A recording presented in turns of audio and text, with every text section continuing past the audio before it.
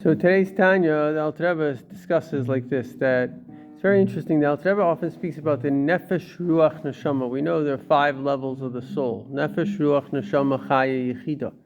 In fact, it's interesting because the Rebbe discusses that these 5 levels are not only 5 levels and that the top one is Yechida, but actually there's a higher level because we call it Chamisha Shemois Nikru Lo. There are 5 names that the neshama is called. So if the neshama is called 5 names, that means that there is something else that has these names. For example, if I say, you have 5 names, you're mayor, you're this, you're that.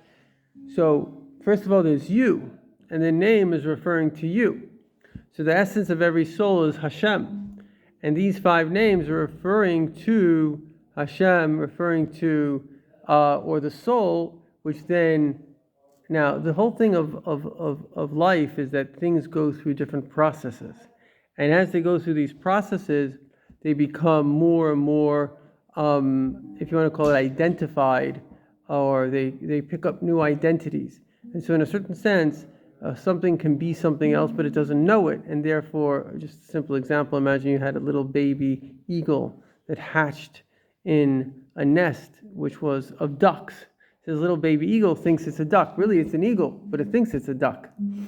So we are similar to that really our soul is Hashem, but we see ourselves, we identify ourselves as something other, which is really the way Hashem wanted the world to be. He wanted there to be others. Otherwise, if there's no others, then there is no world. That's why the word for Am, a nation, comes from the word oimumus, like a coal where you don't see the fire. There may be the fire there, but you don't see it. So we have this notion of a separation. In order to have a connection, you have to have separation, right? One of the beauties of, let's say, of male and female is that you're separated. Really, it's one soul, but it's separated. If it were really born together, there'd be no magic to it, right? So part of the magic is, ironically, separation creates connection. You can't connect things that aren't separated. And so we find that Hashem in the mitzvahs, Hashem in the mitzvahs, they are Hashem's mitzvahs. The good news is that's us shooting at them. So Hashem's mitzvahs is that they contain the essence of Hashem. So whereas the neshama, and specifically the Alter Rebbe says here, the nefesh, ruach, neshama, those are the lower parts of the soul. Anybody know which parts nefesh, ruach, neshama refer to? So the nefesh refers to, Nefesh, Ruach, Neshama. So the Nefesh refers to our kind of our conscious self, or the Machshava Dibur Maisa, the part that we know most, right? Our thought, speech, and action.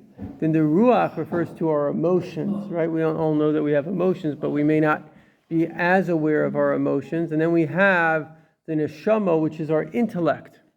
Now, it's interesting that intellect and thought is different, because intellect is your opinion.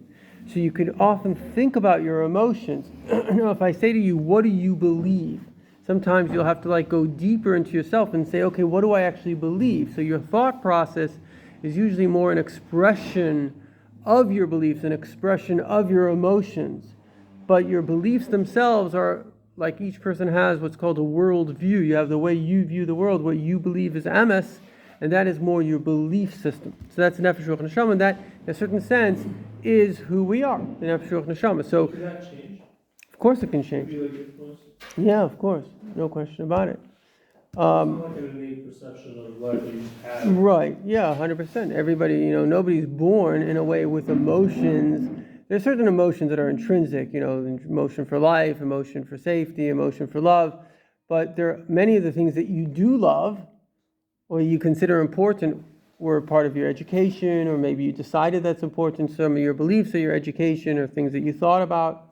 So beliefs, and on the contrary, one of the most important things in life is to think, because it says Elokeinu v'Elokei Avosenu, my God and the God of my father. So the Baal Shem Tov says the first God, and it's brought down in the Tanya, is your God. It's not enough to have the God of your fathers. It's very important, the Messiah, the tradition, but you also have to think about, okay, what is reality? What is Hashem? Hashem wants it to be very real to you. You have to have your own.